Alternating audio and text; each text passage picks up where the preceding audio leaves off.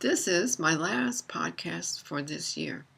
Not because I'm disappearing, but because the year is. I always have trouble with that. I guess there's part of me that's a contrarian, although I find that a rather harsh word to apply to myself. But a contrarian in the sense that I've never quite, even as a child, understood why I should believe it was a new year just because I was told to. And of course, that's absurd because the whole world has agreed that this is the time that we start ahead with a new year. And I mean that not literally because parts of the world have other calendars too, but that there's a general agreement about this number being the one that people are going to um, go along with. And so I have to go along with something just because I'm told to. And as somebody who colors outside the lines, that was a little hard, as I said, even as a child. And then I look back over the year and think, oh my goodness, that year was a long time. And how did I end up where I am now? And then I begin to think about the year to come, and I know that whatever I think about it, it won't happen.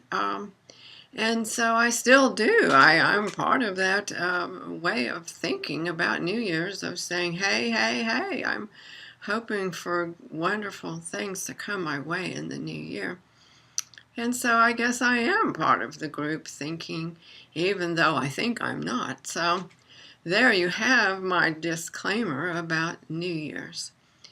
But New Year's, I generally like to stay up and welcome the new year basically by hearing other people shoot off fireworks illegally.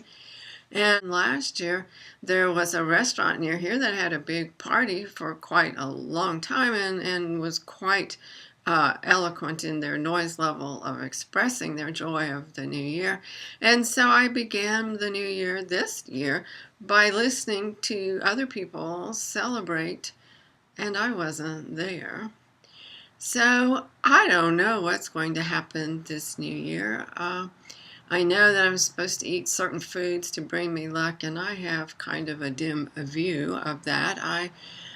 I don't know. I sometimes I eat them and sometimes I don't, just to tell you that secret.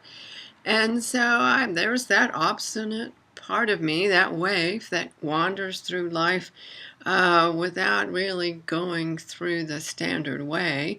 The waif who thinks of life really more as a maze than as a direct route anywhere.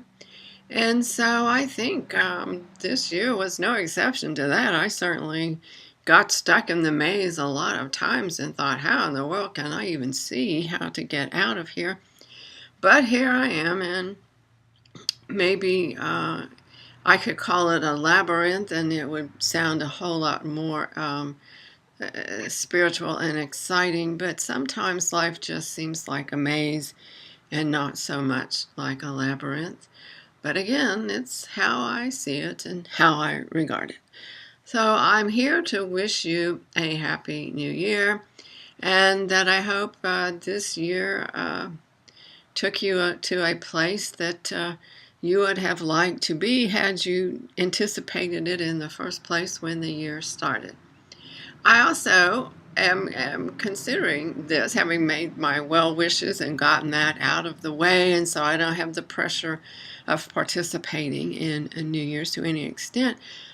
But I always wonder how New Year's Day you're a little tired from having stayed up, and you're eating food that's you probably wouldn't eat normally, like black-eyed peas. I don't know how many days of the year I just have to eat a black-eyed pea. So I'm eating a food that really is not something I look forward to on a daily basis, and I'm wondering, how is it that we start a new year like this? Is that like a portent of wonderful things to come, or just a portent of indigestion and needing more energy than I have? And energy is important, particularly when life takes you down a maze and all you can see or your feet trying to find a path that is not readily visible. So I think I'm going to stop this podcast now. It is an acknowledgement of a year ending and a year beginning, but I tell you what, days end and days begin all the time. Hours end, hours begin. So I think this year my New Year's resolution, see, I'm having trouble even pronouncing it, is to celebrate what happens in between ends and beginnings. I like that. So happy in between